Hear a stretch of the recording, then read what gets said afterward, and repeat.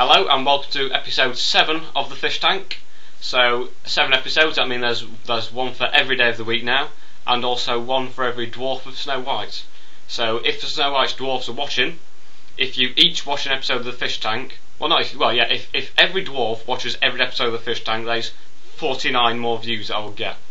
That's assuming they haven't already watched it, because you never know, they could be big fans.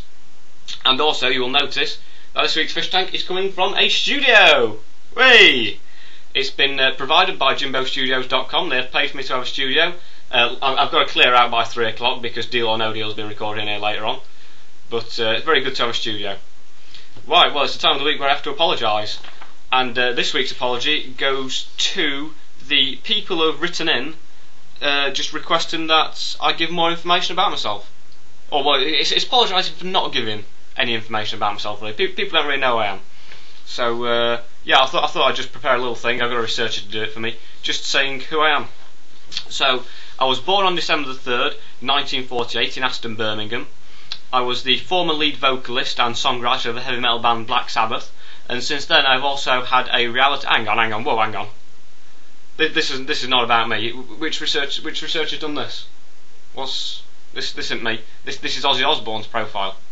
So, Ozzy, if you're watching, that's who you are. Because you might not know yourself. I'm not being funny or anything, but you have had a bit of a strange life. You have taken quite a lot, but that's not me. I'll explain next week's show fully who I am, because I'll get another researcher to do it and sack the other researcher. Honestly, disgraceful. But also this week, not sure if you're aware, is the 20th anniversary since the release of the Joshua Tree, the album by U2, which is a very good album. So to pay homage to that, I'm going to put my sunglasses on and sound like Bono perhaps. You can make people aware of the issues. There are poverty now in Africa and people are dying. Actually, that sounds like Jerry Adams, doesn't it?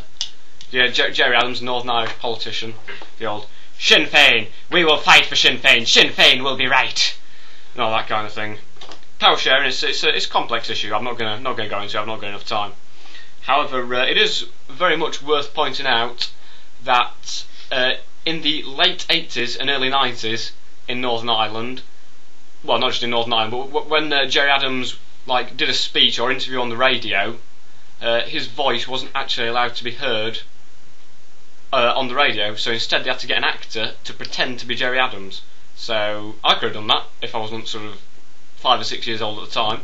So if there ever is another oxygen of publicity scandal, he's not allowed to do it and have his own voice heard, I could be his voice instead. So there we go. But anyway, also it's not a new section of the show as such, but it's going to be like a semi-regular part. I'm going to tell an actual joke, a proper joke. Just man walks into a bar, something like that, and it's going to be called Officially a Joke. Fish Tank Officially. And this week's joke actually does contain information about fish. So here we go. A man walks into a bar carrying this big salmon, and he lays the salmon on the bar and says to the barman, "Do you sell fish cakes?" The barman says, "No, we don't sell fish cakes. Why do you ask?" And Fish! How long are we going to be doing this? Well, we've been here about half hour to an hour. You said it'd take under 5 minutes. We've been through rehearsal, dress rehearsal, naked rehearsal. Well, look, I'm not being funny or anything, guys, but if you two... if those two had done the jobs properly, alright, I told them to hold the sheet up, alright, I'll be honest, we're not actually in a real studio. And by the way, it was not a naked rehearsal, I was wearing socks. Yeah, I've told them to hold the sheet up, they're not doing a job properly, it's waving around all the time. They say don't work with animals and kids. Animal, kid. Oh, you don't move around. Don't merge into one, right? Just separate so I can point out who's the animal and who's the kid. Alright? These two, you just can't get a staff these days, I'm afraid. Right, I think there might be a slight sound error in a moment, anyway, but I'm not sure.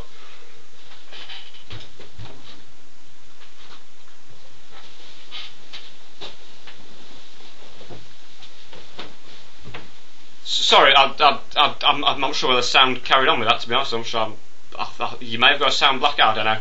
But I had a friendly word with him and they've held it back up anyway. Not to worry.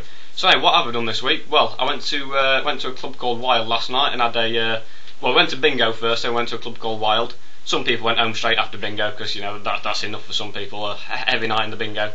And also, last week, it was stated that I went out with a 68-year-old person called Edna. Now Doris was very unhappy with that. Okay, I'm not two-timing you, Doris. That's all I'll say. Don't go anyone called Doris either, to be honest. But yeah, bit of fun. And also there was a shooting at Loughborough University on Saturday night, which was absolutely nothing to do with me, and I am very, very safe. There's nothing wrong with me. I'm perfectly fine for anyone who's concerned. So I'm sure you can all sleep easily knowing that I'm safe and well. So anyway, it's time to read out the quotation for this week, and it is by a Scottish football commentator called Tom Ferry, and it says, Dumbarton player Steve McKill has limped off the pitch with a badly cut forehead, which I think perhaps accurately sums up modern football players nowadays and their claiming to be injured when all they've got is a cut forehead. Honestly, should play a hard man sport like cricket. We don't sort of limp off the pitch with a badly cut forehead, do we? Anyway, this week's headline as well also comes from the Liverpool Echo, a city renowned for producing hard football players like Stevie Gerrard, and the headline is Porter's March over Asian Immigrants. So, alright, you might not like Asian immigrants coming in, but there's no need to give them that kind of treatment. Think of the backs or fronts, depending on which part you march over. But anyway, that's almost it for this week's show. I'd just like to say that I'll be back in Sheffield this weekend to celebrate St Patrick's Day, and it should be a very good celebration. So I'll see you next time, next week, same time, same place, Fish Tank. Stay tuned. So, see you later. Well, that's it. Oh, you two are totally useless, do you know that?